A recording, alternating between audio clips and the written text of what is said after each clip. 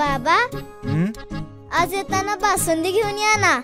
अगं कालच आपण आईचा वाढदिवस होता म्हणून आणली होती ना। ऐकलं, गोकुळची बासुंदी पुन्हा खावीशी वाटतेय। खरं सांगू, मलाही खावीशी वाटतेय। पुन्हा पुन्हा खावीशी वाटणारी गोकुळ बासुंदी। जवाहरनगर येथील शाहूसेना चौकात भरधाव चारचाकीची मोपेडला धडक।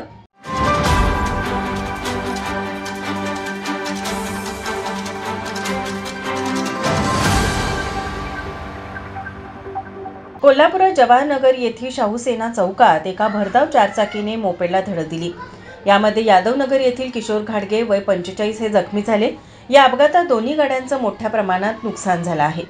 ॲस्टर आधार हॉस्पिटल हाकेच्या अंतरावर असणाऱ्या या परिसरात वाहनांची सतत वर्दळ असते, परंतु या ठिकाणी रस्त्यावर स्पीड ब्रेकर नाही, त्यामुळे या रस्त्यावर अनेक वाहने वेगाने चालवली जातात। त्यामुळे येथील नागरिकांना आपला जीव धोक्यात घालून या रस्त्यावरून प्रवास करावा लागतो। कित्येक वर्षे येथील नागरिक स्पीड ब्रेकरची मागणी करत आहेत, परंतु अद्यापही या ठिकाणी स्पीड ब्रेकर लावण्यात आलेला नाही।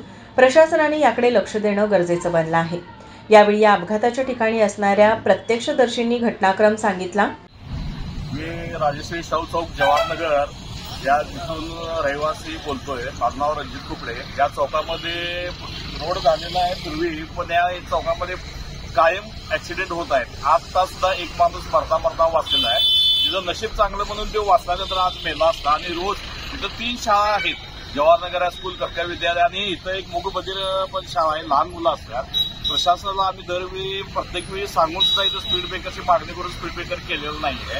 आणि इथून यल्लमाच्या देवाला जायला केंद्री वर्कशॉप आणि वायपी नगर टू सुभाषनगर असा रोड आणि मेन चौक आहे, तर इथं कोणीही लक्ष देत नाही। आणि स्पीड ब्रेकरची वर्षानुवर्ष आम्ही मागणी केली तर इथं कोणी करत नाही। आणि रोज 2-3 ऍक्सिडेंट होतात इथं सर्रास। तरी याचं काहीतरी करावं आणि स्पीड ब्रेकर लवकरात लवकर करून प्रशासनानं काहीतरी इथं योग्य ते मार्गी लावावा। यावेळी अपघाताच्या ठिकाणी मोठ्या प्रमाणात बघ्यांची गर्दी जमली होती। घटनेची माहिती मिळताच पोलीस घटनास्थळी दाखल झाले। माझा महाराष्ट्र न्यूज कोल्हापूर।